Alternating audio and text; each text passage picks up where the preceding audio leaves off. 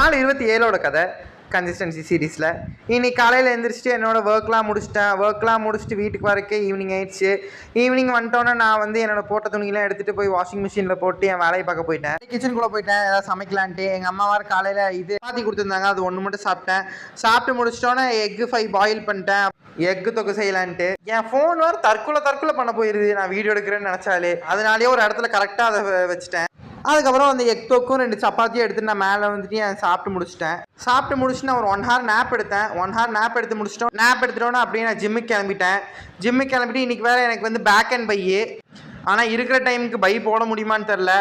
அப்புறம் நைட்டு ஒரு solo cycling பயணத்தை போட்டு என் வீட்டுக்கு வந்துட்டேன். வீட்டுக்கு வந்து எதுவும் சாப்பிடல, வெறும் மேங்கோ மட்டும் 2 சாப்பிட்டேன், ரொம்ப டெம்டிங்காக இருந்துச்சுன்ட்டு.